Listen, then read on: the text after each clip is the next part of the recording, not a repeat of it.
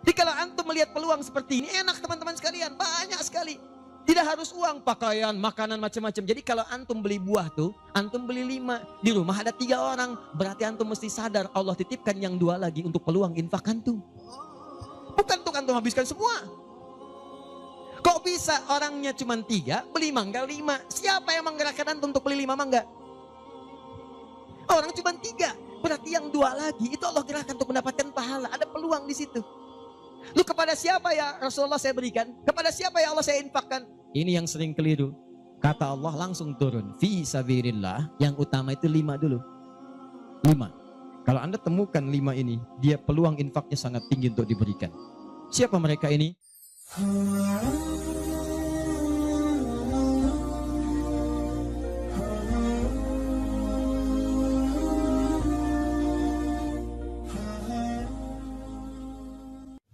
Amalan itu banyak.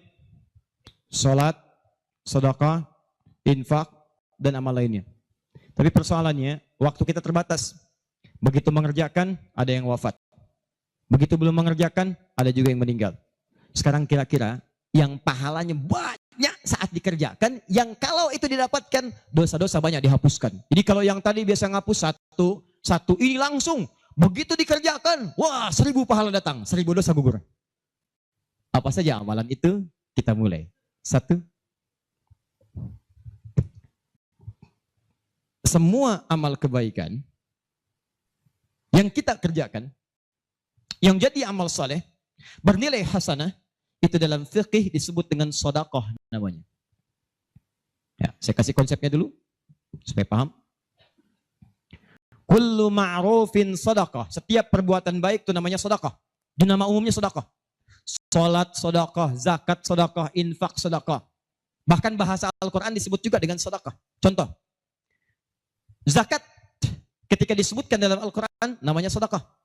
Ya, Quran surah ke-9 ayat 103. Khudz min amwalihim sedekah. Ambil zakat dari harta mereka, tapi disebutnya dengan sedekah. Ya, dikeluarkan pada 8 golongan sedekah. Ayat ke-60-nya, innamas shadaqatu lil fuqara. Infak sedekah. Buka Quran surah kedua ayat 264 paling kiri sebelah bawah. Ya ayyuhalladzina amanu la tubtilu shadaqatikum bil manni wal adha. Jangan kalian batalkan sedekah-sedekah kalian dengan perbuatan yang merusak. Apa contohnya? Kalladzi yunfiqu malahu ria'an nas, seperti orang infak yang ria.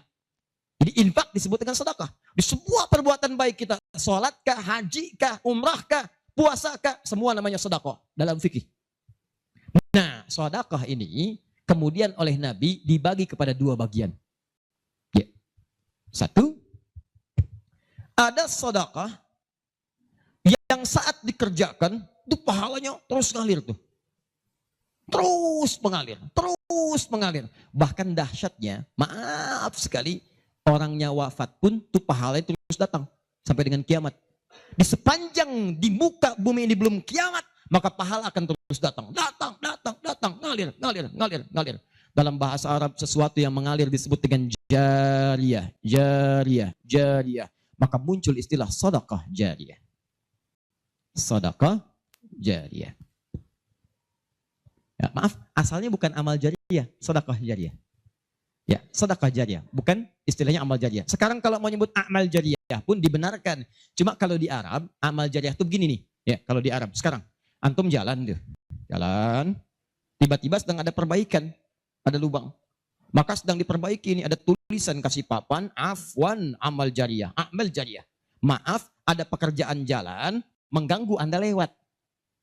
Di Arab itu amal jariyah itu pekerjaan sedang berlangsung mengganggu orang lewat.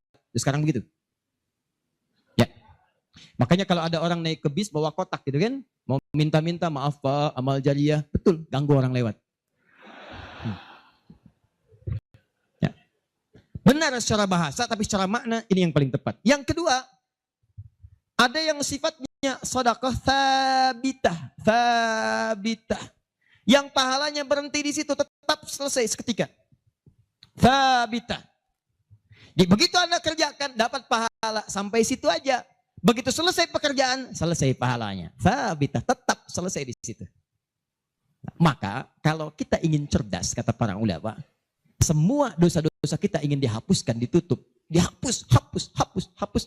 maka Anda mesti keluarkan apa saja jenis-jenis sedekah jariyah itu. Supaya ketika selesai kita kerjakan, pahalanya tetap mengalir untuk menutup dosa-dosa kita. Maka kita akan fokus kepada amalan-amalan yang ini, yang saat dikerjakan, pahalanya terus mengalir. Tapi jangan lupa, hati-hati, yang ini pun untuk malam ini. Yang kedua, yang ini. Ini pun dibagi dua lagi. Ada amalan sedekah tsabita, saat dikerjakan, pahalanya datang saat itu. Tapi yang paling menarik, ada nilainya kecil, ada nilainya besar, banyak. Jadi kalau dikerjakan, ada yang nilainya cuma 10 aja. Tapi ketika Anda kerjakan yang kedua ini, ada yang 700, ada yang 70.000, ada yang 700.000, sekali dikerjakan. Sekarang kita akan keluarkan amalan apa saja yang saat dikerjakan itu, pahalanya melewati batas yang standar ini. Jadi saat dikerjakan bukan 10 poinnya, tapi lebih daripada 10. Amalan apa saja itu pada sedekah tsabita, dan amalan apa saja yang jariyah yang kita bisa keluarkan dan menggugurkan dosa-dosa kita. Sepakat sampai sini? Baik. 1. Kita langsung ke poinnya. Untuk yang sedekah tsabita, amalan standar yang tetap. Yang biasa-biasa, contoh, misal, sholat, begitu dikerjakan sekali, dapat 10. Selesai sholatnya, selesai pahalanya. Jelas? Tapi beda ketika antum mengerjakan sholat berjamaah. Ya. Dia tsabita, tapi pahalanya berlipat. Tsabita, tapi pahalanya berlipat. Baik, saya mau tanya pada antum, sholat sendirian 10, sholat berjamaah berapa? 27. Maka, kalau Anda ada ajakan berjamaah, sekalipun misalnya, di tempat itu tidak ditemukan masjid, sedang di kantor, ada teman misalnya, alih-alih Anda sholat sendirian dan tidak bisa menemukan masjid, kenapa nggak ajak teman Anda untuk berjamaah, walaupun cuma 2 orang? Beda pahalanya teman-teman sekalian sampai 17, yang satu 10, yang satu 27. Karena sholat berjamaah itu hadisnya dibagi 2, ada hadis yang mengajak ke masjid, ada hadis yang masjidnya nggak ada, cuman bisa berjamaah. Sholatul jamaati afdalu bin sholatil fardi bisa bin wa isyrina darajah. Sholat berjamaah lebih utama daripada sendirian. 27 jamaah di sana sifatnya umum. Kalau ada di masjid usahakan ke masjid. Kalau nggak bisa ke masjid karena alasan syar'i, maka yang penting jamaah. Saya suka bingung nih. Ini kan di rumah kamar banyak, tempat luas. Kenapa kok bisa di rumah ada 5 orang? Ini ada istri, ada suami, anaknya 2, asisten rumah tangga 1. Kok bisa ini sholat di kamar yang ini sholat di kamar yang ini sholat di ruangan yang ini? Kenapa di rumah itu nggak kumpul satu tempat berjamaah? Pahalanya 27. Satu kedua, 500 tahun. 2 ketiga, 500 tahun. Jadi kalau antum sedang lupa-lupa tuh, ingat-ingat dosa. Daripada milih sendirian cuma 10, berapa dosanya pada saat itu? Boleh jadi pahala sholat antum 10, tapi dosanya pada hari itu 20. Tuh. Bagaimana cara nutupnya? Maka biasakan naikkan. Jamaah. 1, sholat berjamaah. Karena itu panggilan-panggilan sholat dalam Al-Quran seringkali menggunakan bentuk jamaah. Silahkan cek. Panggilan sholat pertama Al-Baqarah ayat ketiga. Alladzina yu'minuna bil ghaib wa yuqimun, tunaikan dengan orang banyak, bentuk jamak. Mereka tunaikan dengan orang banyak, kerjakan dengan banyak orang. Makanya kalau bisa berjamaah, kenapa mesti sendirian? Jelas sampai sini? Kalau antum ke masjid itu lebih banyak lagi. Tadi sudah saya jelaskan, datangnya dapat 25, masuk masjidnya, i'tikafnya, macam-macamnya. Makanya kalau sudah ada panggilan jamaah untuk ke masjid dan antum bisa mengerjakannya, demi Allah saya katakan, jangan tinggalkan. Jangan tinggalkan. 1. 2. Saya sebutkan yang banyak saja supaya agak cepat. 2. Membaca dan menghafalkan Al-Quran. Membaca dan menghafalkan Al-Quran. Amalan kelihatannya sederhana, tapi pahalanya begitu berlimpah. Insya Allah. Tahan sebentar. Tadi kalau sholat sendirian, berapa pahalanya? 10 sholat. Baca Quran, bukan sekali baca, 1 hurufnya 10. 1 huruf. Dalilnya At-Tirmidzi nomor hadis 2910. Perhatikan kalimatnya. Man qara'a harfan min kitabillahi falahu 10 hasanat Siapa yang bisa membaca satu huruf saja dari kitabullah, dia mendapatkan padanannya 10 kebaikan. Nanti saya tuliskan rumusnya nih. Lihat baik-baik, ini nggak sembarangan dia, ini nggak sembarangan. Siapa yang baca satu huruf saja dari Al-Quran, dia akan mendapatkan 10 kebaikan setiap hurufnya. Walam akul alif lam mim harfun. Saya tidak katakan tulisan alif lam mim itu satu huruf, bukan. Alif lam mim dibaca satu huruf, bukan. Walakin alifun harfun, lamun harfun, mimun harfun. Tapi setiap alifnya 10, lam 10, mim 10. Walikuli harfin asyru hasanat. Dan setiap antum bacakan satu hurufnya 10 kebaikan, 10 pahala. Jadi kalau saya bacakan alif lam mim, dapat berapa? Belum tentu. Belum tentu. Lihat sini, saya tunjukkan cara bacanya. Sebagian kita mengira itu kecil, tapi menurut Allah itu luar biasa. Perhatikan baik-baik. Lihat sini. Tahan. 1, 2, 3. Baca. Alif lam mim. Baca lagi, Pak. Bagus. Ada lagi yang bisa dengan tajwidnya yang lebih bagus? Siapa lagi? Boleh, silakan angkat tangan.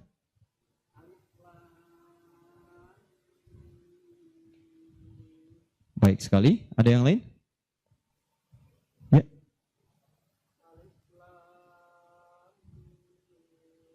Bagus. Dikit lagi. Ada yang lain? Satu lagi. Masya Allah.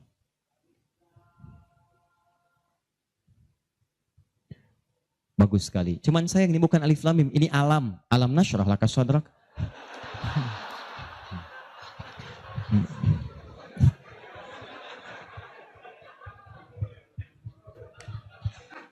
Saya mau katakan, kalau Quran ini seperti tuduhan orientalis dan orang-orang menuduh Quran buatan Nabi Muhammad, padahal dulu tidak ada harakatnya, maka semua kalimat ini yang tertulis begitu akan dibaca sama.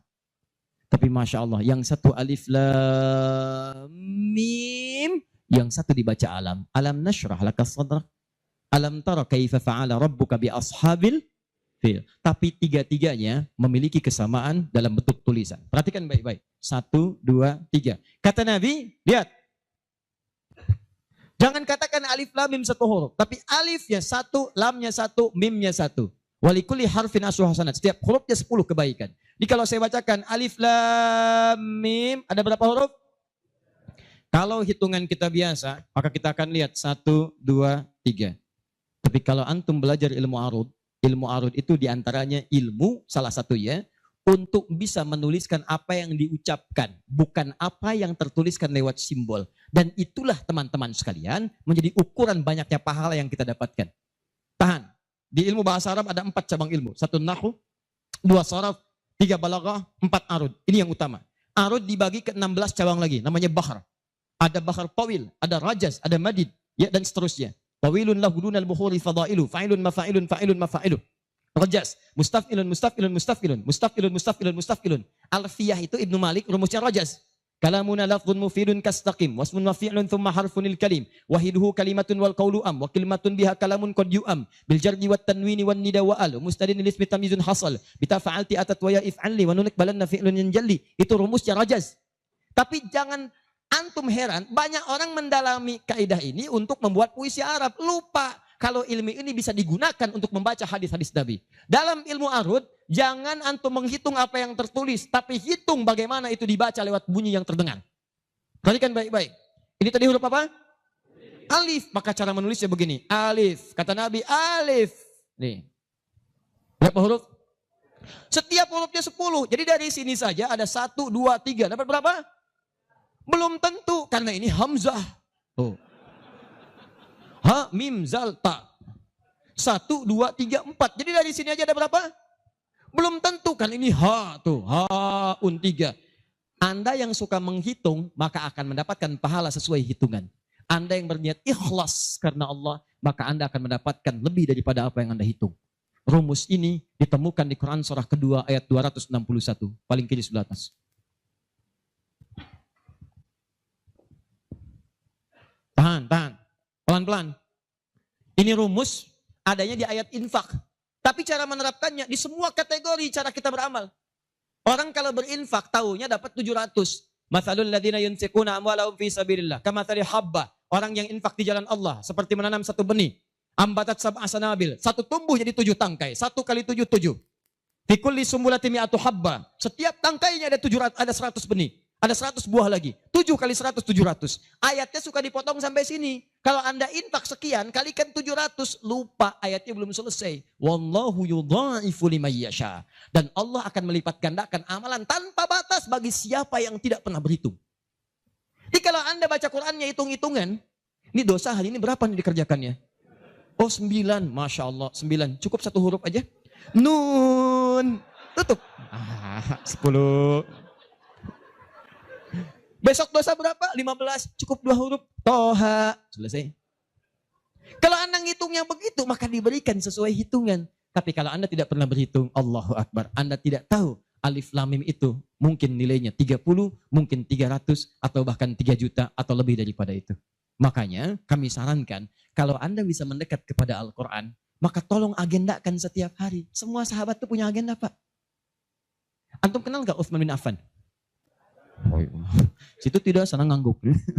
Coba di Semarang kenal Utsman bin Affan. Luar biasa. Tapi gak apa-apa, masih bagus. Kemarin saya baru dari Sukabumi, Hubud Dunia. Ada yang kenal Fir'aun. Ini masih untung Utsman. Tuh lihat ya.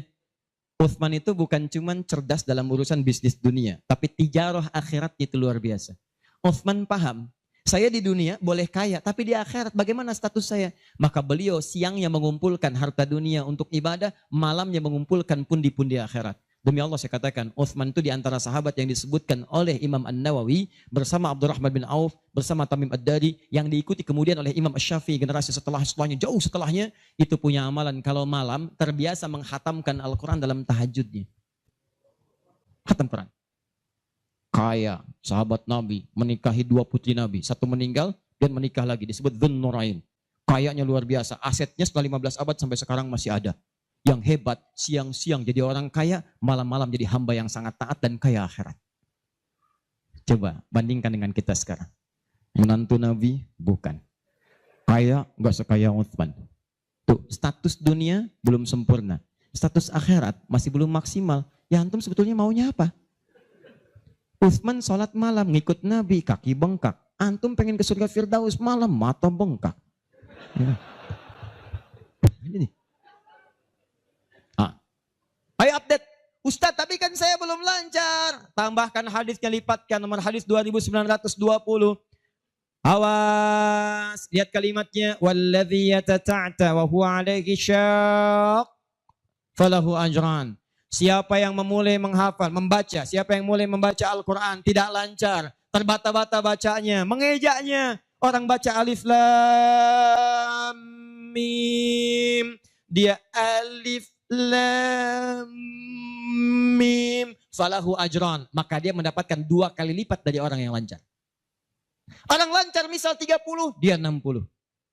Terima kasih ya Allah, kalau begitu besok saya nggak lancar aja bacanya. Oh, bisa.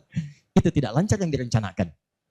Yang lancar diikuti oleh malaikat ma'asyafaratil kirabil bararah. Yang belum lancar diapresiasi karena perjuangan kesungguhannya, bacaannya dapat nilai, perjuangannya mendapatkan nilai di sisi Allah Subhanahu wa ta'ala. Karena itu saya sarankan, maaf, mulai sekarang antum bikin kurikulum. Nih, 1 tadi, bikin tabel begini. Nih, saya katakan pada teman-teman juga yang di Bekasi, yang di Jakarta, ya, saya kasih 2 amalan dulu nih. Mulai sekarang, antum bikin begini. Tahan ya teman-teman sekalian, nanti saya sampaikan bagaimana seorang Mu'adz, orang Mesir, baru kecil belum balik sudah menyiapkan amalan ini. Punya program, nih, harinya nomor, 1, 2, 3 dan seterusnya. Ini misalnya harinya apa besok, amalannya apa, mulai dengan sholat di sini, jamaah. Ini tadi bacaan Al-Quran. Kalau bisa, saya sarankan setiap hari mulai menghafal, walaupun cuma 1 ayat. Usahakan menghafal. Demi Allah saya katakan, pahala menghafal Quran lebih banyak daripada baca. Paling minimal 4 kali lipat. Karena itu ayat menghafal disebutkan 4 kali dibandingkan ayat baca. Silahkan cek Quran surah ke-54. Ayat 17, ayat 22, ayat 32, ayat 40. Saya ulangi, ayat 17, ayat 22, ayat 32, ayat 40. Ada? 17, 22, baik. Kemudian 32 dan 40. Kenapa ketawa? Benar kan? 4 ayat 17, ayat 22, kemudian ayat 32 dan 40. 17, 22, 32, 40. Berapa kali disebutkan? Walaqad yassarnal Qur'ana lidzikri. Sungguh telah kami mudahkan Al-Quran untuk dihafalkan, diingat. 4 kali disebutkan. Ya, maka ada yang menyebutkan menghafal Quran itu keutamaannya 4 kali dibandingkan dengan sekadar membaca. Baca. Orang baca itu biasanya cuma sekali. Dzalikal kitabu la raiba fihi hudal lil muttaqin. Sekali. Tapi orang menghafal jangan harap sekali. Dia akan terus mengulang. Dzalikal kitabu la raiba fihi la raiba fihi ذلك الكتاب لا ريب فيه ذلك الكتاب لا ريب فيه هدى للمتقين ذلك الكتاب لا ريب فيه هدى للمتقين ذلك الكتاب لا ريب فيه هدى للمتقين. Pertanyaan saya, berapa banyak pahala didapatkan? Berapa huruf dia bacakan? Makanya kalau antum ingin melipat gandakan pahala dengan banyak, dalam satu hari antum punya agenda. Boleh antum baca, misal target sehari saya baca misal 1 halaman dan hafalkan 1 ayat. Kalau antum sudah punya kebiasaan begitu, demi Allah saya katakan, Allah akan merubah keadaan hidup anda jadi lebih nyaman. Tidak cukup dengan amin. Baca, hafal. Wah, Masya Allah. Syukur-syukur begitu sedang sholat berjamaah, minta sujud, terus meninggal gitu kan. Wah, itu paling enak. Mau begitu? Di subuh ya. Itu pun kalau tiba ajalnya. Ya, bacaan Quran lebih lebat lagi. Ya, jadi kalau antum bisa seperti itu, nanti bonusnya banyak. Di alam kubur, jasadnya akan utuh. Dan di akhirat diberikan mahkota. Dan yang ketiga diberikan peluang untuk memberikan syafaat dengan izin Allah dengan Qurannya kepada anggota keluarganya. Ahli Quran itu, kalau dia hafal kemudian Qurannya, benar menghafal Qurannya, maka saat di akhirat akan langsung dimuliakan oleh Allah. Dipakaikan jubah kehormatan dan membimbing, menggandeng bapak ibunya yang saleh, yang beriman, beserta pasangannya dan keturunannya untuk dibawa masuk ke surga. Itu ada di Quran surah ke-35 ayat ke-33, ditafsirkan dengan Quran surah ke-13 ayat 23 sampai 24 dengan awal kalimat yang sama. Jannatu 'adnin yadkhulunaha. Ada para penghafal Quran masuk surga Aden di Quran surah 35 ayat ke-33. Jadi masuknya dari surga Aden menuju tingkat surga yang paling tinggi. Tertingginya apa? Banyak. Nanti ada dengan para nabi, ada orang yang sesurga dengan para nabi di Quran surah ke-4 ayat ke-69. Ya. Wa may yuti'illaha wa rasul fa ulaika ma'al ladzina an'ama Allahu 'alaihim minan nabiyyin. Ada orang-orang yang masuk surga, orang taat kepada Allah dan Rasul. Taat sekali. Saat di surganya semua dengan nabi, sesurga bersama semua nabi. Jadi ada beberapa nabi, ada semua nabi. Kalau beberapa nabi namanya anbiya. Makanya di surah Al-Anbiya, surah ke-21 dikisahkan beberapa nabi. Tapi kalau semua nabi itu nabiyin namanya. Dari Nabi Muhammad SAW sampai Nabi Adam, ada semua. InsyaAllah. Muhammad SAW bin Abdullah, bin Abdul Muttalib, bin Hashim, bin Abdul Manaf, bin Qusay, bin Murrah, bin Kilab, bin Ka'ab, bin Ghalib, bin Fihir, bin Malik, bin Nadar, bin Kinana, bin Khuzaimah, bin Mudrika, bin Ilyas, bin Nizar, bin Mudar, bin Ma'ad, bin Adnan, bin Adi, bin Adri, bin Muqawwam, bin Nahur, bin Tari, bin Ya'rub, bin Yasub, bin Nabit, bin Ismail AS, bin Ibrahim AS, bin Azar, bin Nahur, bin Abir, bin Kinan, bin Al-Fahsyad, bin Sam, bin Nuh AS, bin Mikhlail, Matusyara, bin Kinan, bin Anwas, bin Tith, bin Adam AS. Kumpul semua. Jauh Nabi Ibrahim ke kanannya dari Sayyidah Sarah, muncul kemudian Ishak, dari Ishak Yakub, dari Yakub turun Yusuf, dari Yusuf terus sampai dengan ke Musa, ke Daud, ke Sulaiman dan seterusnya, muncul sampai ke Nabi Isa. Nabi Isa bapaknya Imran menikah dengan Hannah, samping kirinya kemudian ada Zakaria. Terus itu semua nabi antum bisa lihat. Masya Allah. Akhi, antum di mana? Surga A dengan siapa? Depan saya, Masya Allah, ganteng-ganteng Nabi Yusuf. Dulu teman kita lihat sinetron ganteng-ganteng serigala. Ini Nabi. Oh, kita lihat Nabi Yusuf. Oh. Belakang saya Nabi Ibrahim. Samping kiri saya Nabi yang punya tongkat jadi ular. Nabi Musa alaihissalam. Kanan saya Nabi yang sangat saya rindukan. Nabi Muhammad SAW. Penghafal Quran. Dia akan masuk, diberikan mahkota. Tafsirnya di At-Tirmidzi nomor hadis 2915. Begitu dia kemudian akan naik, maka Qurannya berkata, Allahumma halli, ya Allah, tolong hiasi dulu tubuhnya. Bedakan dengan yang bukan ahli Quran. Bedakan. Yuhallawna fiha min asawir. Demikian ayat Qurannya. Maka kemudian dia dihiasi dulu. ada gelang-gelang emas, ada macam-macam, semua tubuhnya indah. Maka Allah firmankan, apa kata Allah? Begitu dikatakan Allahumma halli, maka kata Allah, pakaikan mahkota kehormatan. Begitu dipakaikan, ya Allah, berikan pula pada fasilitatornya, kedua orang tuanya, sepanjang mereka beriman, maka dipakaikan di atasnya mahkota yang lebih terang daripada sinar masuk mentari yang ke rumah. Ya Allahumma ya Allah, Allahumma halli, ya Allah tambahkan kepada penghafal, bedakan dengan fasilitator. Fayulbasu ilaihi libasul karamah, maka dipakaikan jubah kehormatan. Begitu dipakai jubah itu, kemudian difirmankan, waqra waqar fa inna akhira qiraatika akhiru manzilatika. Sekarang kamu masuk ke dalam surga dengan bacaan Quran yang biasa kamu bacakan saat di dunia. Akhir tempat tinggalmu, disitulah ditunjukkan pada akhir bacaan Quranmu. Di begitu dia baca Quran, setiap dia baca masuk surga, naik ke tingkat yang paling tinggi. Dan dahsyatnya saat dia akan masuk surga itu, dia akan menggandeng bapak ibunya, istrinya, keturunannya. Buka Quran surah ke-13 ayat 23 sampai 24. Kalimatnya sama awalnya, jannatu 'adnin yadkhulunaha. Ada orang-orang masuk surga Aden, ketika akan masuk, wa man salaha min abaihim, dia gandeng bapak ibunya yang saleh. Wa azwajihim, pasangan-pasangannya, wa dzurriyyatihim, dan keturunan-keturunannya. Allahu akbar. Di dunia ahli Quran itu kemuliaan Qurannya akan merembet pada sekitarannya. Silahkan cek kalau nggak percaya. Anda punya anak hafal Quran 5 tahun, bapak ibunya akan ikutan mulia. Musa yang hafal Quran, bapak ibunya dihajikan. Ahmad Kabil yang hafal Quran, ibunya, perawatnya, gurunya, teman-temannya ikut haji semuanya. Nggak percaya silahkan. Demi Allah saya katakan, Quran turun di 1 bulan, bulannya jadi mulia Ramadan. Quran turun di 1 malam, malamnya jadi mulia Lailatul Qadar. Quran turun di 1 hari, harinya jadi mulia hari Jumat. Quran turun di bawah malaikat Jibril, Jibrilnya jadi menjadi mulia, penghulu para malaikat. Quran diturunkan pada Nabi Muhammad, naik status jadi Sayyidul Anbiya wal Mursalin. Quran turun di Mekah, Mekahnya bercahaya. Quran dibawa ke Madinah, Madinah Munawwarah. Demi Allah, Quran tidak pernah singgah dimanapun kecuali orang itu dan tempat sekiranya akan jadi mulia. Kalau di Semarang ini, antum bikin halaqah Quran, di Semarang ada berapa hafid di setiap tempat, demi Allah saya katakan akan terjadi perubahan di tempat itu. Semua akan mulia.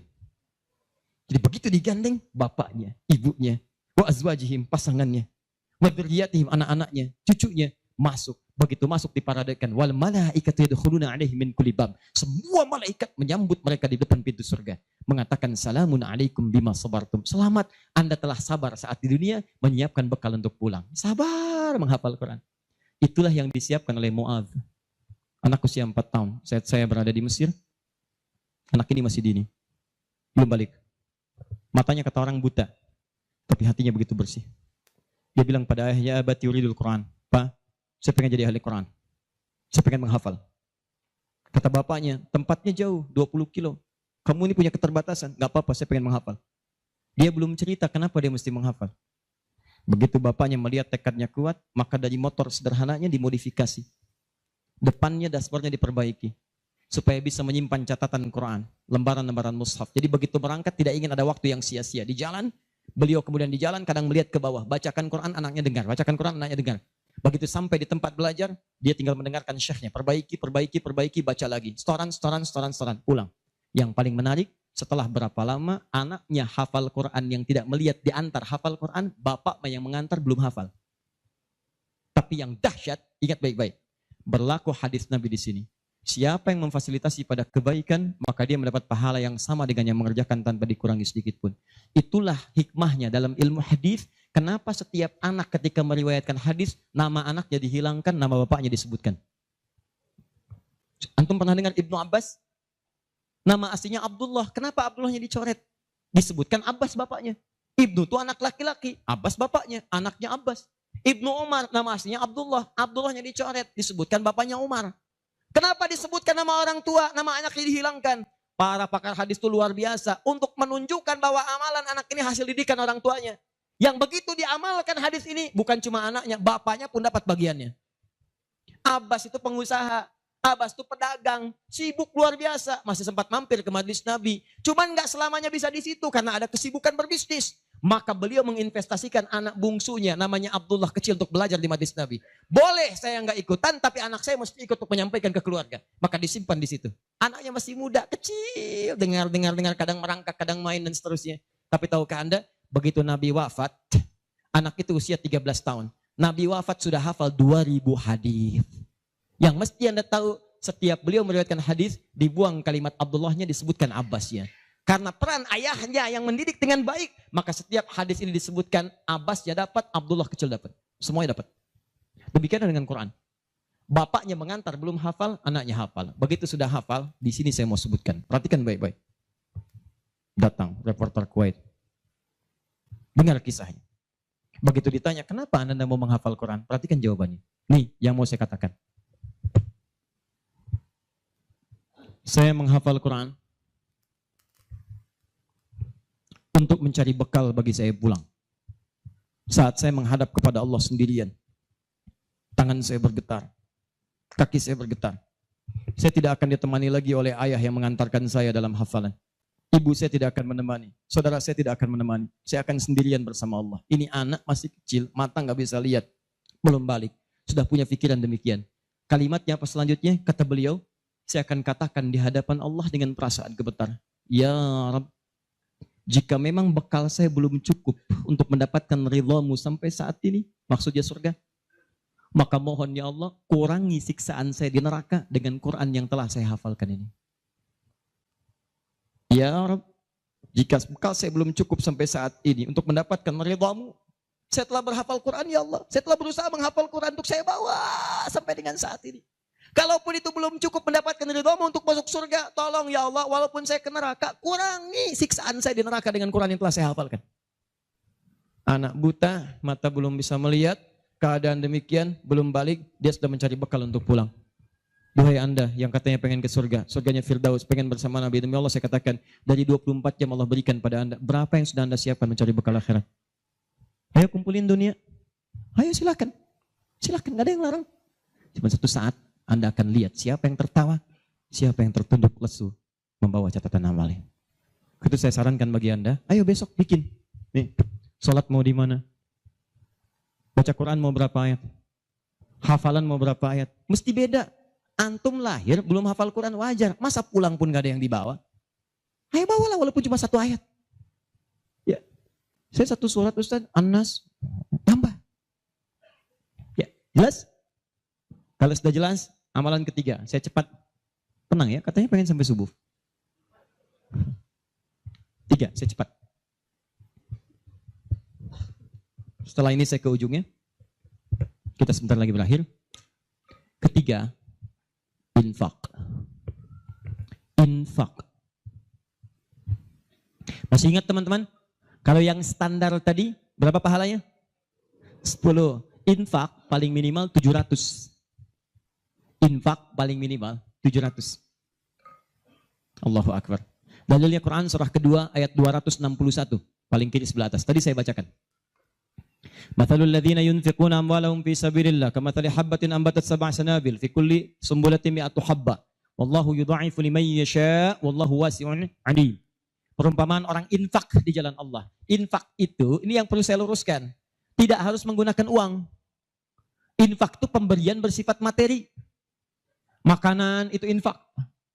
Pakaian itu infak. Buah-buahan itu infak. Silahkan berbagi. Walaupun gak ada uang, bisa kita gunakan dengan yang lain. Cek, kalau antum main ke Eropa, ada rezeki main misalnya. Main ke Auckland, ke New Zealand. Ya, di situ ada donation itu bukan cuma dengan uang. Food, kadang mereka kasih dengan makanan. Ada yang nyimpen ciki, kotaknya di situ. Di kotak infak itu, kotak dalamnya ada ciki, ada beras, dan macam-macam. Sampingnya ada yang uang. Cuman mesti dilihat dulu bagaimana bentuk kotaknya. Ya, kalau kotaknya belahan kecil, itu pasti uang. Bukan beras. Oh ini beras nih, dibuka dulu karungnya diginikan. Tidak bukan. Silakan bebas. Ya, dan itu nilainya tinggi. Kadang-kadang antum lupa di majelis ilmu ada snacknya, walaupun cuma kurma dapat 2, bagi 1 dengan teman. Air misalnya tidak harus semua oleh antum. Bagi, begitu antum bagi langsung dituliskan 700 kali lipat paling minimal. Demi Allah saya katakan paling minimal 700 kali lipat. Makanya zaman Nabi itu ada satu keluarga yang berlomba tuh mendekatkan diri pada infak walaupun dirinya kekurangan. Agak aneh tuh cara berpikirnya. Ya, jadi kalau dibandingkan manusia sekarang nggak dapat tuh, nggak dapat. Saya mau tanya begini, antum di rumah persediaan, antum punya anak 2. Antum dengan istri, 1 suami, 1 istri, 2 anak. Di rumah ada persediaan makanan untuk 2 anak antum saja. Antum aja nggak makan malam itu, cuma ada anak 2. Untuk mereka kalau nggak makan mereka bisa nahan lapar semalaman. Tiba-tiba antum ditawarkan oleh seseorang, ada tamu nih, mau nggak dijamu di rumah? Bisa nggak? Pertanyaan saya, kalau ada orang yang datang seperti itu ke tempat antum, Mas, ini ada tamu, saya nggak bisa jamu. Bisa nggak antum jamu? Di rumah antum cuman ada makanan untuk anak-anak, antum pun nggak bisa makan. Pertanyaan saya, dijamu nggak teman itu? Kenapa diam? Wahai ahli surga, kenapa diam? Lihat cara berpikirnya. Kalau cara berpikir kita hanya ke makanan saja, maka kita katakan, Ustadz, anak saya aja dapatnya makanan seperti itu, kami pun nggak makan. Bagaimana bisa diberikan pada tamu? Tapi cara berpikir Tolhah dan keluarganya agak beda. Begitu Nabi katakan ada tamu, kita datang langsung angkat tangan. Duluan ngangkat, padahal yang lain banyak yang punya banyak makanan. Tapi cara berpikirnya, kapan lagi saya dapat 700 lebih? Kapan lagi saya dapat diangkat langsung tangannya? Ya Rasulullah saya, sebelum yang lain ngangkat, angkat tangannya. Maka diantar kemudian ke rumahnya. Sampai di rumah, istrinya dikatakan, duhai sayang, ada titipan Rasulullah. Bahasanya bukan ada tamu, ada titipan Rasulullah. Allahu Akbar. Ada titipan Rasulullah. Maka istrinya langsung membaca, saya paham. Saya bertugas menidurkan anak-anak dulu, tidurkan. Yang suaminya menyiapkan makanan. Begitu sudah jadi kata suaminya kepada tamu tadi, Anda silahkan makan di sini, saya temani dulu istri saya. Gak enak rasanya, meninggalkan sendirian. Begitu temannya makan, dia berpura-pura makan di bilik yang lain. Membunyikan bunyi-bunyi seakan-akan makan.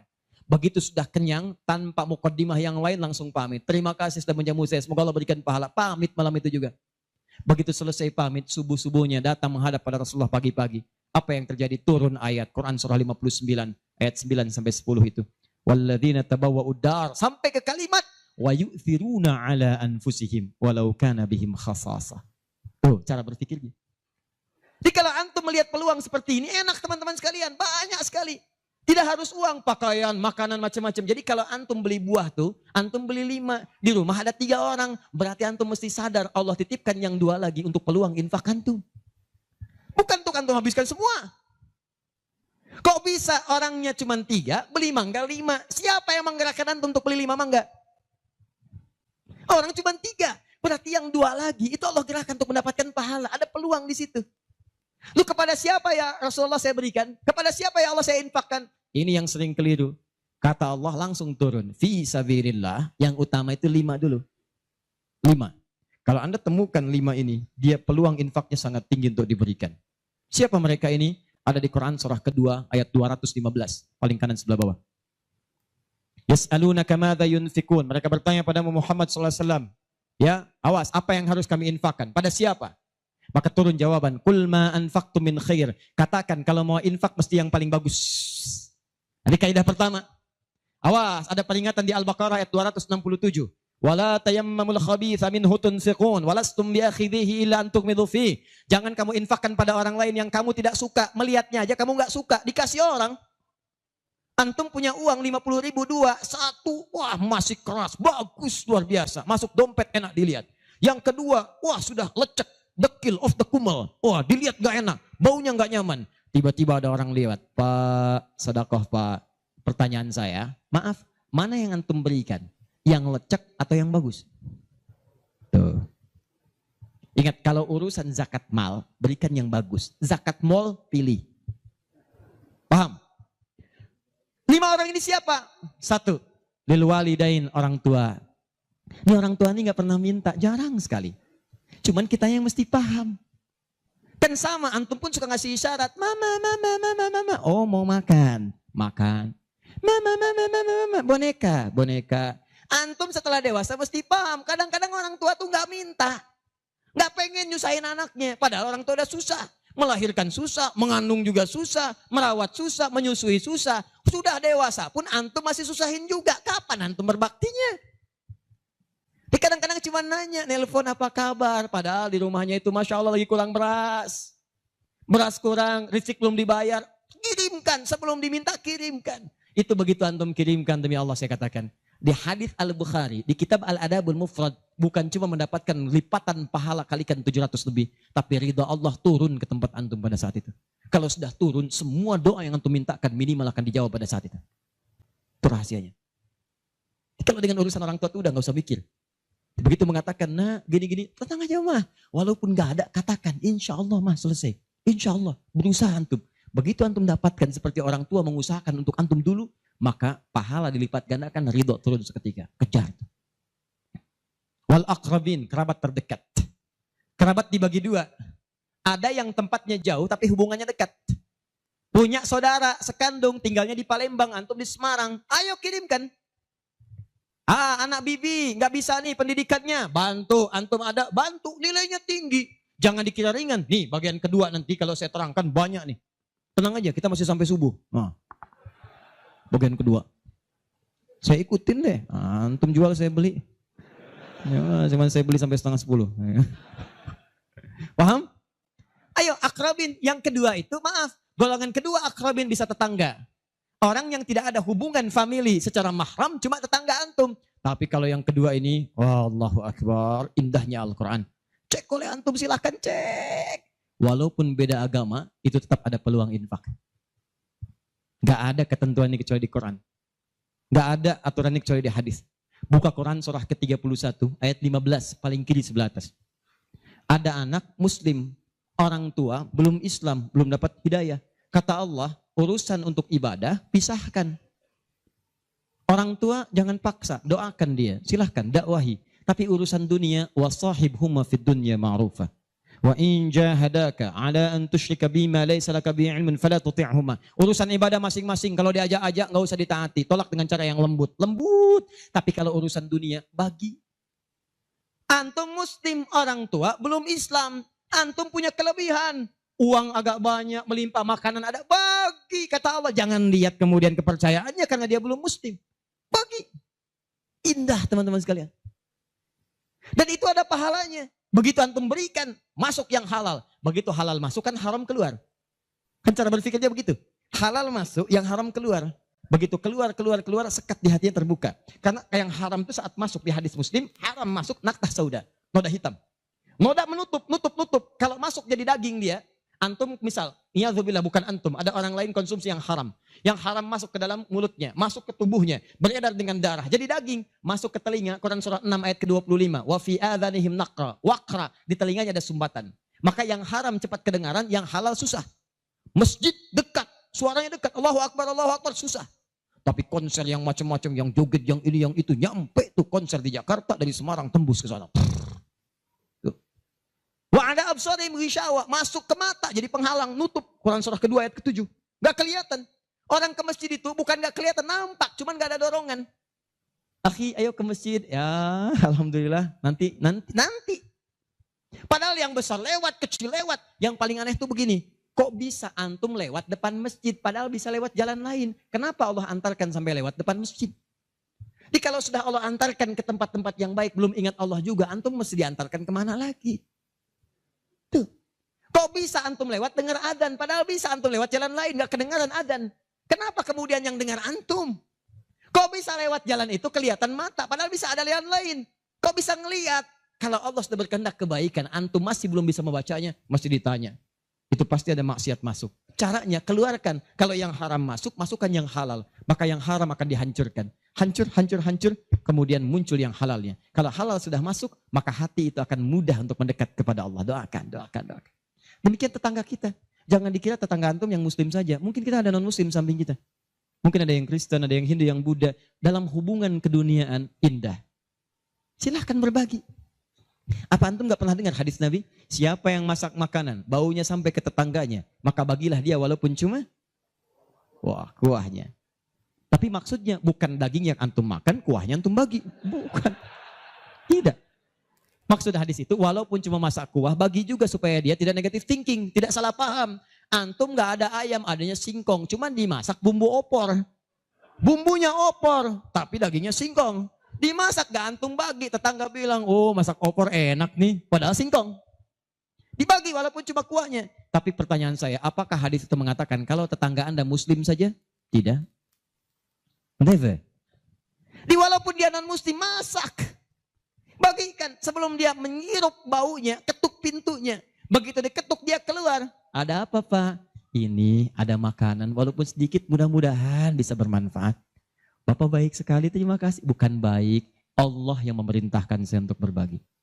Dan saat itulah kalimat Allah mengalir di hati yang paling bening, menghunjam ke jiwanya. Masuk jadi hidayah.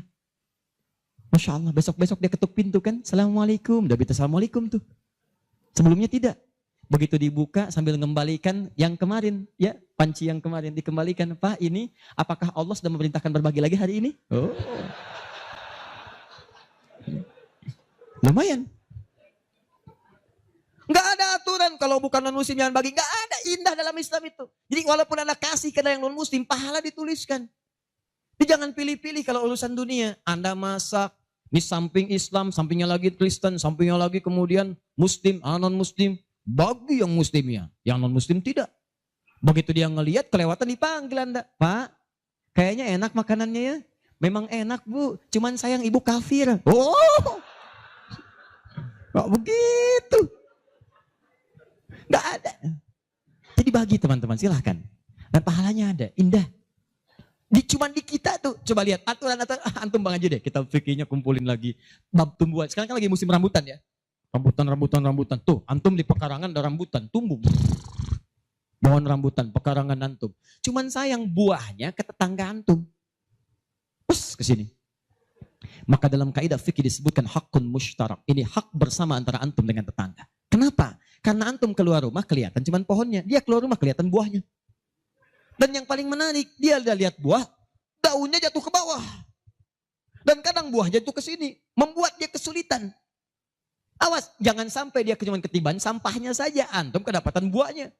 Naik ke pohon rambutan. Nggak boleh. Apa yang harus antum lakukan? Datangi dia, ketuk rumahnya. Sampaikan, Pak, maaf saya cuma mau ngasih tahu. Itu ada pohon rambutan. Iya, saya juga tahu. Punya bapak kan?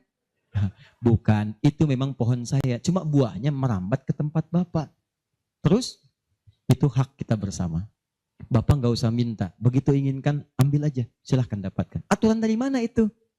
Ini Rasul saya yang mengajari, Nabi Muhammad SAW.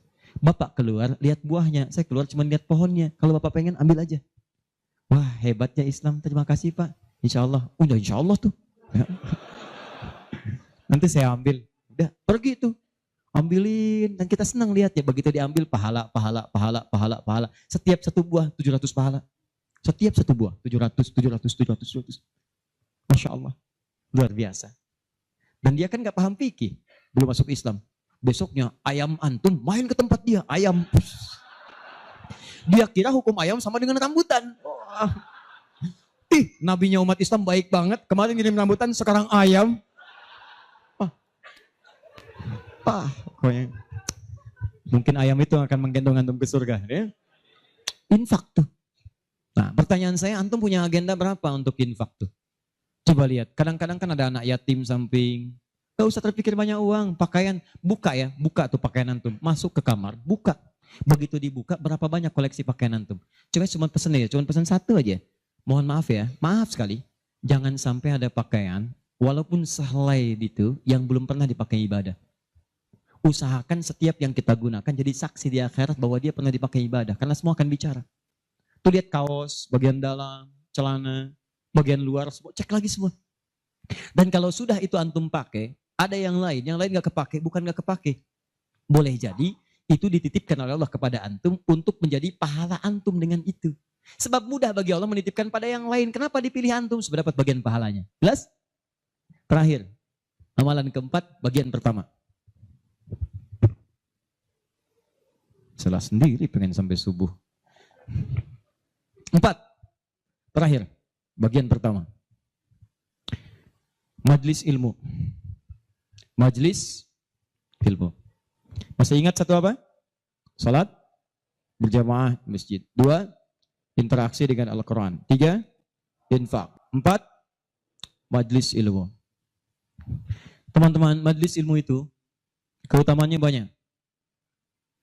Saya beri gambaran ya, maaf sekali. 1. Majlis ilmu itu, kalau antum benar memilih majlis ilmunya, maka status yang diberikan oleh Allah pertama kali, begitu antum berangkat dari rumah, sampai dengan ke majlisnya, statusnya akan naik dari manusia biasa menjadi mujahid fi sabilillah. Itu langsung sama dengan orang yang berjuang ke medan perang. Ada majlis ilmu nih, antum datangi, begitu antum datang, itu sama dengan orang berjuang ke medan perang. Statusnya jihad. Kalau meninggal antum di pertengahan, walaupun belum sampai ke situ, maka statusnya langsung syahid, pahala syahid. Pahalanya syahid. Majelis ilmu. Satu, berpeluang mendapatkan pahala senilai jihad. Kedua, kalau wafat bisa syahid. Dalilnya Quran surah ke-9 ayat 122. Paling kiri sebelah bawah di mushaf. Wa ma kana al-mu'minuna liyanfiru kaffah. Kenapa mesti semua orang beriman pergi ke medan perang semua? Saya akan turunkan satu amalan kata Allah yang kalau kamu amalkan ini maka statusnya akan sama dengan orang yang berjuang di medan perang. Sama persis. Apa itu? Falaula nafara min kulli firqatin minhum ta'ifa liyatafaqahu fid din. Kenapa tidak ada sementara orang di antara mereka mau datang ke majelis ilmu untuk mempelajari tuntunan agamanya? Waliyunziru qaumahum idza raja'u ilaihim la'allahum yahdharun. Dan dia mencatat pelajaran-pelajaran itu dan dia bawa pulang, dia sampaikan pada keluarga yang tidak belajar. Perhatikan baik-baik. Ayat ini mengatakan, kata Imam Mustafa Al-Maraghi, ayat ini mengatakan bahwa menuntut ilmu itu nilainya sama dengan jihad fisabilillah. Artinya kalau wafat penuntut ilmu maka status syahid. Kalau syahid maka dosa berpeluang digugurkan, amalan naik. Itu seketika pahala bisa datang dan surga. Pernah dengar seorang yang pernah membunuh 100 orang? Begitu dia mau tobat, di mana dia diarahkan? Kata ulama pada saat itu, pergi kamu ke majlis sana. Ke majlis ilmu. Disuruh ke majlis ilmu. Begitu dia berangkat di pertengahan jalannya, berangkat, meninggal di tengah jalan. Meninggal. Statusnya dalam keadaan di tengah jalan ke majlis ilmu, dia bertobat kepada Allah, diterima tobatnya. Saat berangkat itu meninggal di tengah-tengah. Ada pahalanya. Apa yang terjadi? Surga. Surga. Diampuni dosa, naik ke surga. Di sini turun kemuliaan yang ketiga. Disebutkan di hadis Nabi, riwayat Ibnu Majah, nomor hadis 233. Ibnu Majah, nomor hadis 233. Rawinya sahabat Abu Darda. Man salaka tariqan yaltamisu fihi ilma, sahalallahu lahu tariqan ilal jannah. Siapa yang menyiapkan dirinya melangkah menuju majlis ilmu, maka setiap langkahnya akan langsung dituliskan oleh Allah yang meringankan nanti langkahnya ke surga. Di setiap langkah itu dihitung. Pahalanya bukan pahala biasa, ringan ke surga, ringan ke surga, ringan ke surga. Itu pahala syahid tadi. Ya, Qurannya ada di Quran surah keempat ayat 100, paling kiri sebelah bawah. An-Nisa ayat 100, Quran surah 4 ayat 100. Di ujung ayat, wa may yakhruj min baitihi muhajiran ila Allahi war rasuli thumma yudrikul maut faqad waqa'a ajruhu 'ala Allah. Siapa yang berniat merubah dirinya, ingin lebih dekat dengan Allah dan Rasulnya, kemudian dia merubah diri. Bagaimana cara merubahnya? Ulama sepakat. Pertama, datang ke majelis ilmu. Supaya punya ilmu untuk merubah diri. Jangan langsung kerjakan amalan, tapi belum tahu ilmu. Ilmu qoblal amal. Antum beramal tanpa ilmu, celaka amalannya. Saya ingin berubah. Kemarin saya nggak pernah sholat. Saya pengen jadi hamba yang taat. Ya Allah, saya tobat. Besok saya akan sholat subuh 3 rakaat. Oh, bisa. 2 ya 2. Paham ya? Jadi ini gambarannya. Kemudian pahala yang ketiga. Cepat. Setiap dia sudah sampai ke majelis ilmu, disebutkan oleh sahabat Ibnu Abbas radhiyallahu taala anhuma, dinukil oleh Syekh Muhammad Hashim bin Asy'ari di kitabnya Adabul Alim wal Muta'allim, bab yang pertama, paragraf yang kedua, paling kanan di pertengahan. Orang yang sudah masuk ke majelis ilmu maka pahalanya langsung dituliskan 700 kali lipat. Tanpa henti, naik terus diangkat. Dan itu berlangsung sampai diamalkan. Jadi kalau ada seorang hamba, cuman dia beramal tanpa ilmu. Dengan seorang hamba beramal dengan ilmu, beda pahalanya 700. Misal, antum masuk ke majelis ilmu nih, dapat 700. Diajarkan tentang sholat, bab sholat diajarkan. Kalau anda mengangkat tangan setelah menghadap kiblat, hadisnya, misal disebutkan di hadis riwayat Abu Dawud, nomor hadis 857. Di Al-Bukhari disebutkan, anda saya angkat tanganmu, misal sejajar dengan bahu. Ucapkan Allahu Akbar. Saat diucapkan rasakan, buang urusan semua dunia ke belakang. Buang, jangan bawa dunia. Hanya Allah yang paling akbar. Begitu antum tahu dalilnya seperti itu, caranya bagaimana, itu langsung dituliskan. Baru takbir sudah mendapatkan 700 kali lipat. Tapi kalau antum cuma sholat saja, abid, sholat, gak paham bacaan, gak paham gerakan, dituliskan cuma 10. 700 kali lipat. Ma baina darajataini khamsumi'ati sanatin. Di antara satu kedua 500, dua ketiga 500, tiga keempat 500 tahun. Majelis ilmu. 4. Di hadis yang tadi, di Ibnu Majah nomor hadis 233 dari sahabat Abu Darda, orang yang menuntut ilmu itu teman-teman sekalian langsung, ya, wa innal malaikata la tadau ajnihataha ridwan li talibil ilmi. Mendapatkan ridha malaikat, mendapatkan ridha malaikat. Jadi antum jangan dikira biasa nih, dari sejak berangkat sampai ke sini itu malaikat menaungi antum, membentangkan sayapnya. Cuma memang dibuat oleh Allah gaib, gak kelihatan. Sebab kalau kelihatan gak akan jadi datang ke sini antum. Baru keluar rumah malaikat tuh begini. Siapa? Malaikat maut. Paham ya? Baik. Nah, dari semuanya ini puncaknya teman-teman sekalian, puncaknya derajat antum akan diangkat oleh Allah. Diangkat. Dua. Satu karena ilmunya, kedua karena imannya. Dalilnya Quran surah ke-58 ayat 11. Yarfa'illahu alladhina amanu minkum walladhina utul ilma darajat. Jadi saran saya dengar ini ada 46 majlis taklim berkumpul di sini. Ini anugerah. Tidak mudah mendapatkan itu. Tidak mudah. Di saran saya setiap ada majlis ilmu, ayo datangi. Bagi waktu masa dalam sepekan gak ada untuk akhirat. Dunia aja kejar dunia. Kenapa gak nyari akhirat? Gak banyak kok. Sabtu kalau gak Sabtu Ahad susun nih taklim siapa? Ustadz Pulan, Syekh Pulan, Habib Pulan. Cari di mana tempatnya. Tapi ukurannya 3 kata Al-Quran. Cuma 3 ini. Kalau gak ada yang 3, maka 5 kemuliaan ini tidak akan didapatkan. Apa yang 3 itu? 1, sifatnya majlis ilmu itu majlis yang memahamkan antum dalam urusan agama. Bukan menjauhkan anda dalam urusan agama. Dalilnya Quran surah ke-9 tadi ayat 122. Liyatafaqahu fiddin, membuat mereka paham tentang agama. Jadi kalau ada majlis yang hanya membuat tertawa, tidak ada isinya, bahkan menjauhkan antum dari Allah, ngolok-ngolok ayat Al-Quran, ngolok-ngolok hadis dan sebagainya, maka yang seperti itu bukan majlis yang dimaksudkan lewat ayat tadi. Jelas? Ya. 2. Syaratnya kata Allah, kalau antum ingin masuk majlis, statusnya di syahid, maka antum mesti berniat dengan benar saat masuk ke majlis ilmu untuk memahami itu dengan mencatatnya dan memahaminya. Di begitu antum paham, catat, bawa catatan itu untuk kembali sampaikan kepada orang-orang yang tidak belajar. Itu sekarang lebih mudah, share di media sosial. Antum sekarang dapat satu hadis, share. Begitu di-share ada daripada share yang tidak jelas. Bikin status. Semarang mendung aja bikin status. Hari ini Semarang mendung, emang kenapa? Apa dengan status antum akan berubah jadi cerah? Tidak ada. Sudah. Bikin yang bagus. Hadis kirimkan. Hadis Nabi SAW. Keutamaan bagi seorang pekerja. Keluarkan. Begitu antum share ke teman-teman antum pengusaha, mereka semangat semua. Semangat. Antum jangan lupa begitu diinjakan kaki bekerja karena Allah, setiap tapak itu pahala. Kirimkan ayatnya. Kawan-kawan, Quran surah ke-4 ayat 34. Berita gembira untuk kita. Niatkan yuk karena Allah. Begitu di-share, mereka lihat 10 orang meniatkan karena Allah. Antum dapat bagian pahalanya tanpa dikurangi sedikit. Kirim. Jelas? Nah, ini kalau gitu antum kurunkan majlis ilmu mana di sekitaran Semarang, siapa ustadznya, siapa syekhnya yang bisa mengangkat iman, bukan cuma datang, bisa mengangkat ilmu. Ya, lihat. Ini saya sedikit detilkan nih. Maaf ya, sedikit aja. Saya sedikit detilkan. Mengangkat ilmu dan iman itu bersamaan disebutkan. Yarfa'illahu alladhina amanu minkum walladhina utul ilma darajat. Jadi kalau ada majlis imannya mengangkat tapi ilmunya tidak, maka ini pun belum seimbang. Atau ilmunya luas tapi iman gak terangkat. Ini jadi masalah. Apa ciri orang terangkat imannya? Maka dia gemar menunaikan amal soleh. Maka jika anda menemukan majlis-majlis mendorong anda mengerjakan amal soleh, ikuti majlis itu. Dan saya katakan pada anda, kalau materi saya tidak membuat anda dekat dengan Allah, membuat anda terbuat untuk beramal soleh, tinggalkan saya. Cari ustadz yang lebih baik. Saya bukan ustadz seperti yang disyaratkan oleh Al-Quran. Cari majlis lain. Tapi cari ustadz-ustadz yang membuat anda dekat dengan Allah. Cari. Kedua, ilmu anda meningkat. Ilmu meningkat itu apa cirinya? 2 cirinya. 1, dengan ilmu itu memudahkan anda ibadah. Misal, sholat. Belajar sampai paham bacaan dan gerakan sholat. Supaya mudah ibadahnya, khusyunya dapat. Ini kan ada sindiran di Quran. Kata Allah, banyak orang sholat gak paham bacaan dan gerakan sholat. Ayo jujur, katakan pada diri sendiri. Sampai sekarang malam ini, berapa persen bacaan sholat yang antum pahami? Jangan-jangan anda sholat tapi gak ngerti yang dibaca. Bagaimana bisa khusyuk? Ruku gak ngerti, sujud gak paham. Bagaimana bisa khusyuk sholatnya? Antum minta rezeki, isa aja 4 kali. Warzukni, minta rezeki. Habis sholat minta lagi. Ya Allah mohon berikan aku rezeki. Yang tadi apa saat sholat? Warzukni.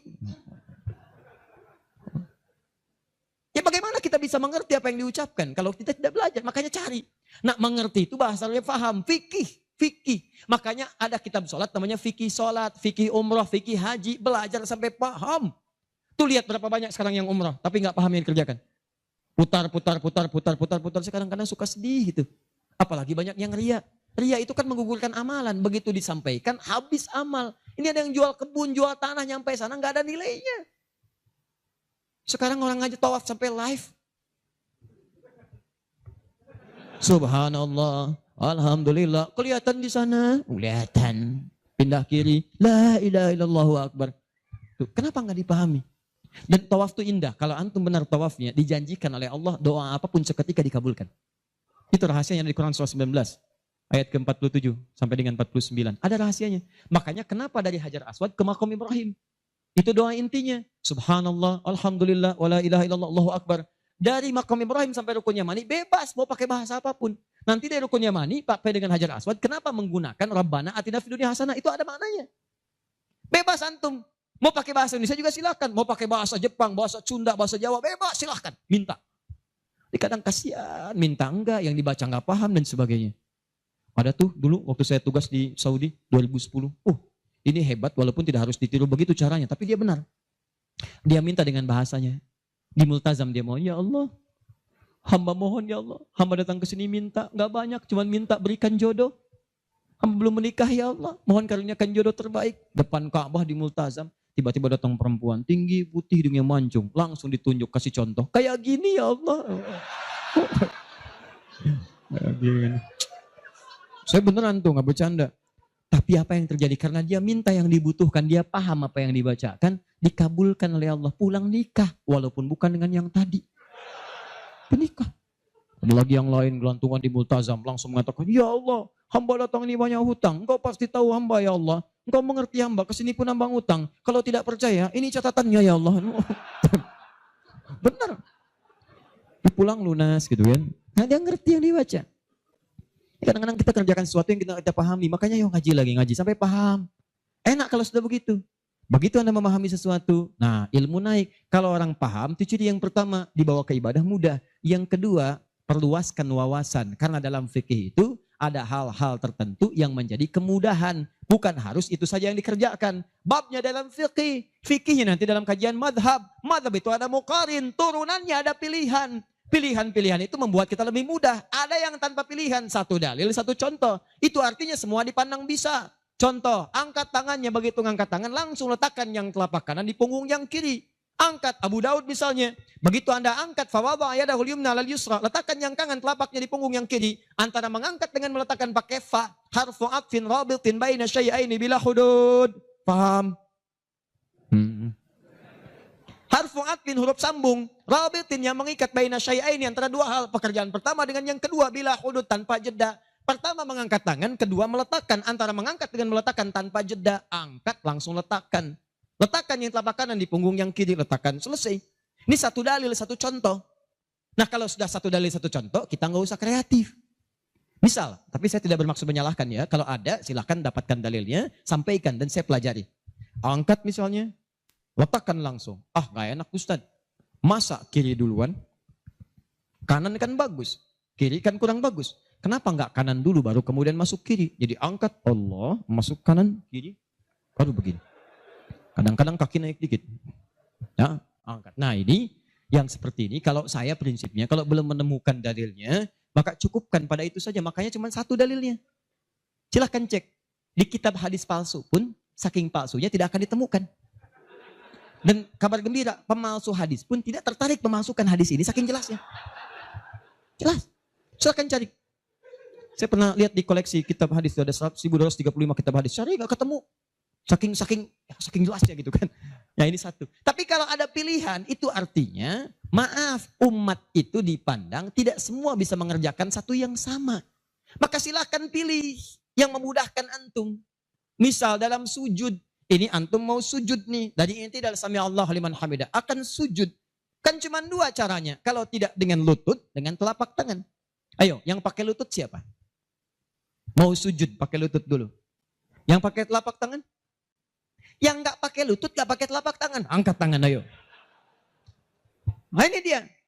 Ini saya serius nih. Di Bekasi pernah kejadian suami istri nggak tegur sapa semalaman gara-gara persoalan ini. Suami pulang dari kantor macet nyampe rumah lewat isya yang ke masjid sholat di rumah. Begitu sholat yang turun lutut duluan. Istri melihat begitu selesai tanpa muqaddimah. Istri langsung berkata, papa sholatnya tidak sesuai sunnah. Kenapa mah? Harusnya telapak tangan duluan bukan lutut. Papa menjawab, mama yang gak tahu hadis. Padahal dua-duanya gak tahu hadisnya. Satu ngaji di guru A, dua guru B. Besoknya datang. Begitu datang, saya cuma senyum, Pak Ibu tahu nggak? Itu kan ada di kitab yang sama. Di Sunan Abu Daud. Yang pakai lutut, nomor hadis 838, paling kanan sebelah bawah. Riwayat dari sahabat Wa'il bin Hujur. Yang pakai telapak tangan, sebelah kiri paling atas, nomor hadis 840 sampai 841. Riwayat sahabat Abu Hurairah. Oh, gak pakai Baca. Begitu dibaca, idza sajadta fala tasjud kama yabrukul ibil, falyadha rukbatai qabla yadai. Jika kamu ingin sujud jangan duduk seperti duduknya unta. Kalimatnya ibil, ya, unta masih umum. Maka letakkan lututmu sebelum telapak tanganmu.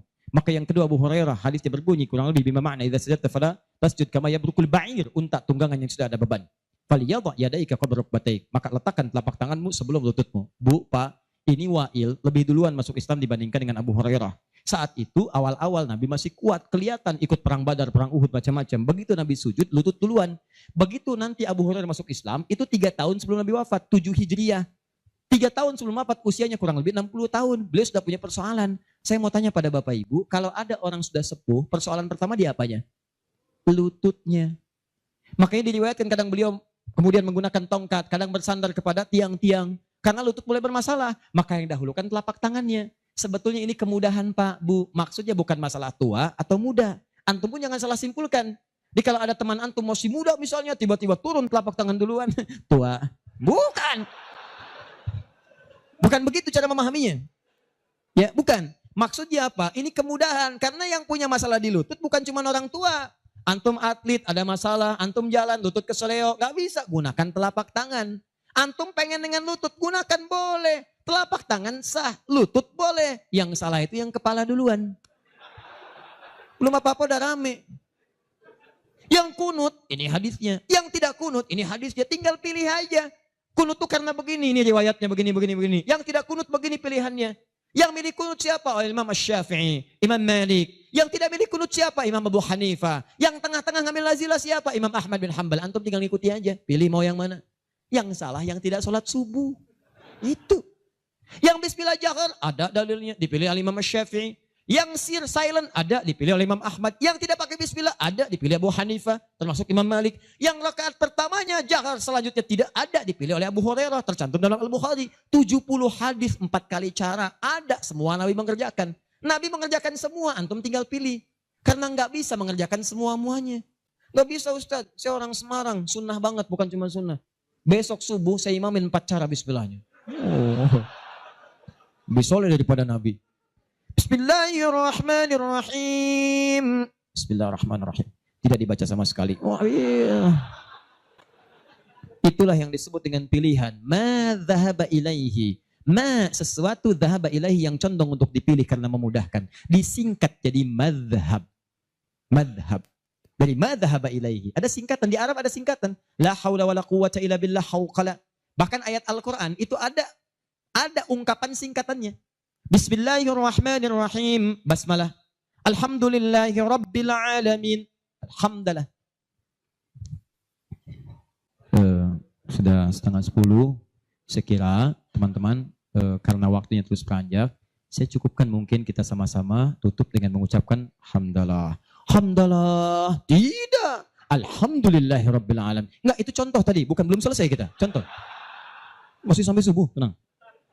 Nah, contoh, hamdalah alhamdulillahi rabbil alamin. Jelas? Inilah diantara amalan yang bisa menguat. Kalau sudah begitu ilmunya luas, wawasan luas, tidak akan ada pertikaian dan sebagainya. Yang ada dalilnya, itu yang kita pedomani. Yang tidak ada, kita pelajari. Kata Nabi, kamu tidak diutus untuk memaksa orang. Ingatkan, kalau mau ingat, alhamdulillah. Kalau tidak, jangan jadi musuh. Jangan sampai perbedaan antum menghambat antum untuk minum teh bersama. Begitu Ferguson. Akhir. Sepakat ya? Sepakat. Sudah bukan zamannya ribut sana sini. Sudah silahkan aja ya. Sepanjang ada dalilnya itu kita kerjakan. Yang penting ngaji dengan baik. Terakhir, saya tutup betulan ini. Ya betulan. Terakhir, kita nggak ngerjain amalnya, tapi dapat transferan pahalanya. Kita tidak mengerjakan amalnya, tapi pahalanya dapat. Apa di antara amalan itu? Nah, ini yang kedua yang mau saya sampaikan. Ada 3 peluang amalan. Saya sampaikan dengan cepat. 1, share pengetahuan. Sharing, bagi. Itu yang diisyaratkan Quran surah ke-9 ayat 122 dengan Quran surah ke-58 ayat ke-11. Luaskan. Ya ayyuhalladzina amanu idza qila lakum tafassahu fil masajid. Ya fil majalis fafsahu yafsahillahu lakum. Hai orang-orang beriman, jika dikatakan padamu luaskan majlis, luaskan. Maksud di situ luaskan ada dua. Satu, luaskan tempat. Jadi kalau ada orang berdesak-desakan antum masih ada space, jangan ditutup-tutup, buka, luaskan. Yang kedua, maksudnya luaskan itu diperluas infonya. Sampaikan. Mungkin antum nggak bisa datang, tapi ketika antum sampaikan infonya, Allah dari informasi antum ada 10 orang datang. Antum dapat pahala dari 10 orang itu tanpa dikurangi sedikit pun. Bagaimana Ustadz kalau kita nge-share aja tapi nggak usah datang, semua nge-share gitu kan, dikosongnya. Tidak, itu prinsip pertama. Luaskan kebaikan. Dua,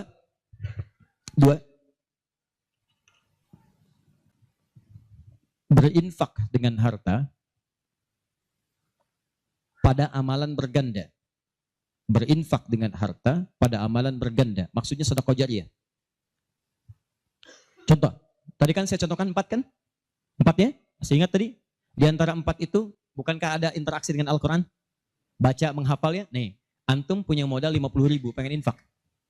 Dengan uang itu, disarankan langsung lewat petunjuk Nabi, cari dengan 50.000 itu yang menghasilkan keuntungan terus berlipat.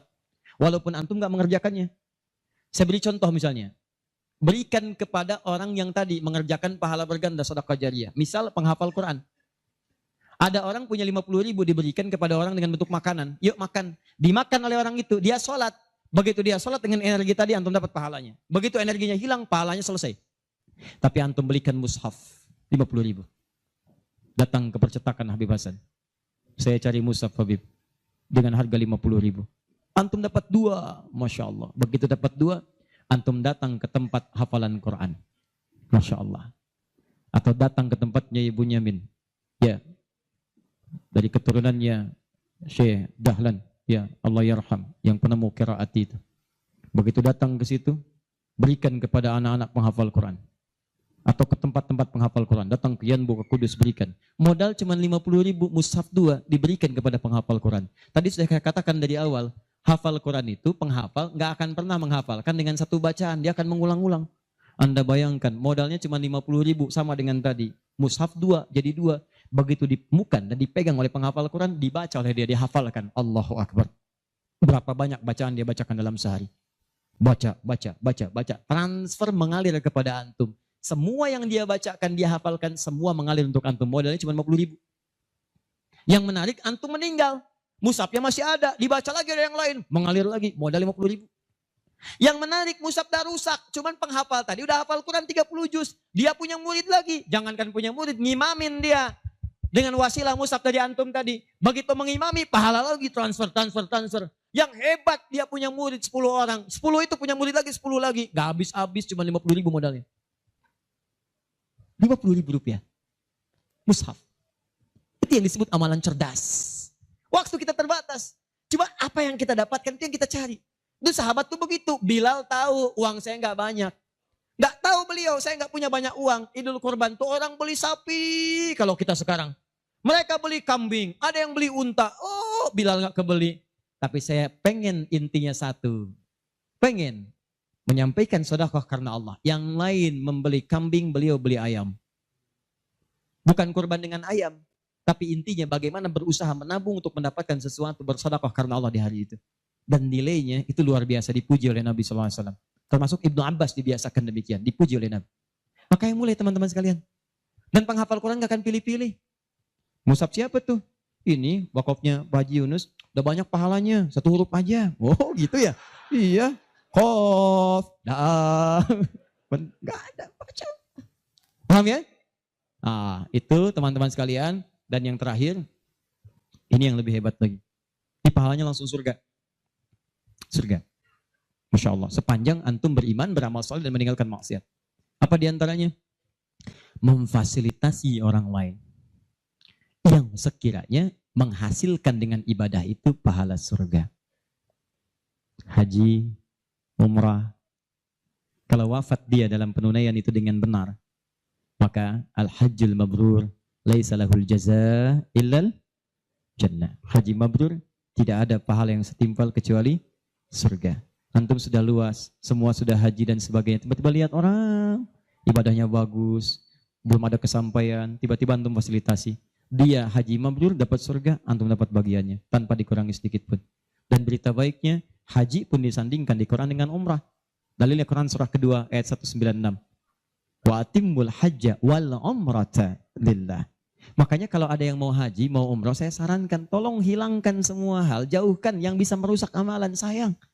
Ria tuh buang-buang, habis antum. Kasihan. Udah disiapkan surga, antum kemudian tukar lagi dengan keburukan. Ya, itu yang disayangkan.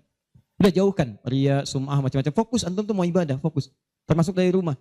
Tidak salah kalau antum ingin kumpulkan orang, ingin nyampaikan permohonan maaf, minta doa, itu nggak salah, cuma jaga sesuatu yang bisa merusak amalan. Ya, antum kumpulkan warga komplek untuk ngasih tahu, mohon maaf besok saya akan berangkat umrah. Mohon maafkan saya banyak dosa supaya saya tenang di sana beribadah. Dan tolong mohon doakan supaya kami diterima umrahnya. Ini umrah pertama kami. Mungkin juga yang pertama di komplek ini ya, warga belum pada umrah, Pak RT belum, RW belum. Insya Allah di sana kami doakan supaya bisa umrah. Habis tuh amalan. Jelas ya? Baik.